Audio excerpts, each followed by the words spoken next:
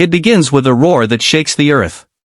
The camera pans upward, cutting through clouds, revealing a twin-engine beast slicing the sky, the McDonnell Douglas F-4 Phantom II.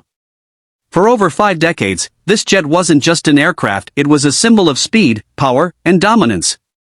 It fought in countless wars, carried the weight of multiple nations, and redefined what a modern fighter could be. When the Phantom first appeared, it seemed to leap from the pages of science fiction, a supersonic titan capable of breaking records and expectations alike. But behind its thunderous engines and unmistakable silhouette lies a deeper story, one of Cold War rivalry, technological revolution, and human ambition pushed to its absolute limits. This is the story of how a single aircraft became the backbone of air power for half the world, and why, even after 50 years, the Phantom's shadow still stretches across the skies. In the tense years following World War II, the race for air superiority had become the new global obsession. The Soviet Union's MiG fighters were setting the standard for speed and agility, while the United States searched for something greater, something that could dominate both the air and the seas. McDonnell Aircraft Company, already known for naval jets, took on a challenge that would forever change aviation, to create a fighter that could do everything. The result was the F-4 Phantom II, a twin-seat, twin-engine monster designed not only for the Navy but also later adopted by the Air Force and Marine Corps. Its first flight in 1958 marked a turning point. This was a jet that shattered records from day one, reaching altitudes over 98,000 feet and speeds above Mach 2.2.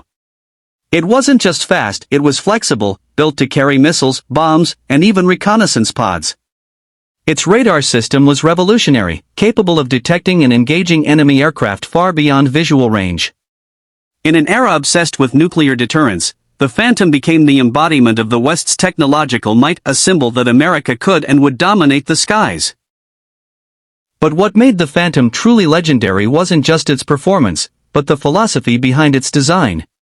It was built during a time when speed and power were considered the ultimate virtues of air combat. McDonnell's engineers believed that brute force, combined with cutting-edge electronics, could overcome any enemy. The F-4's massive General Electric J79 engines provided over 35,000 pounds of thrust, giving it the ability to climb vertically and leave sonic booms in its wake. Yet, its design wasn't without controversy. It lacked the internal cannon that many pilots considered essential, relying instead on radar-guided and heat-seeking missiles, a bold move that reflected a new age of beyond-visual-range warfare. Its huge frame, often mocked as looking like it was designed by committee, became its strength, capable of carrying more than 18,000 pounds of ordnance. In the cockpit, a pilot and a radar intercept officer worked as one, forming a partnership of human intuition and machine precision. This teamwork made the Phantom not only a tool of war but also a training ground for generations of aviators who would go on to define modern aerial tactics. The true test came in the skies over Vietnam. Here, the F-4 Phantom II faced off against the nimble North Vietnamese MiG-17s and MiG-21s in some of the most intense dogfights in aviation history. Initially, the Phantom's reliance on missiles over guns proved costly. The close-quarters battles exposed the limitations of technology against human skill. Yet, through adaptation and training, the Phantom evolved. The addition of the M61 Vulcan cannon and new tactics such as Top Gun training transformed it into a formidable opponent. Pilots began mastering its strengths, its speed, its climb rate, its devastating firepower, and learned to compensate for its weaknesses. The Phantom became a legend not just for its victories, but for its resilience and versatility. It flew bombing runs, air superiority missions, reconnaissance sorties, and even wild weasel missions that hunted enemy radar installations. By the end of the Vietnam War, the Phantom had proven itself as one of the most adaptable and feared aircraft ever built, flown by both American and Allied forces in hundreds of confrontations. What made the Phantom even more remarkable was its global reach. Over 5,000 units were produced, and it served in the air forces of more than a dozen nations, from Japan and Germany to Israel and Iran.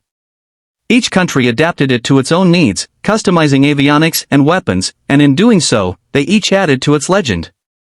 The Phantom became a witness to history. It fought in the Yom Kippur War, guarded the skies during the Cold War standoff in Europe, and even saw action in the Persian Gulf. Its presence was both a deterrent and a statement. Wherever it flew, it symbolized power.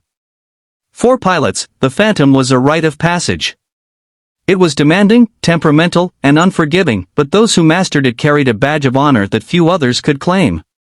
Even in the age of digital fly-by-wire jets, there was something uniquely human about the F-4, something that connected man, machine, and the chaos of war in a way few aircraft ever could. To understand the Phantom's greatness, one must also look at its rivals, the Soviet MiG-21, the French Mirage 3, and later, even its own American successors like the F-14 Tomcat and F-15 Eagle. Each new aircraft learned from what the Phantom did right and what it did wrong. The MiG-21, smaller and more agile, represented the opposite philosophy, minimalism and maneuverability over brute power. Yet, in many encounters, the Phantom's superior radar and missile systems gave it the edge. When the F-15 and F-16 arrived, they carried forward the Phantom's spirit, multi-role capability, advanced avionics, and a belief that the pilot's training mattered as much as the machine. In many ways, the Phantom was the bridge between two eras, the raw, analog combat of the 1950s and the precise, digital warfare of the modern age. It wasn't perfect, but it didn't have to be. It was a teacher, a pioneer, and a survivor. Behind the metal and the noise were people, the designers, engineers, and especially the pilots who risked everything to master this machine.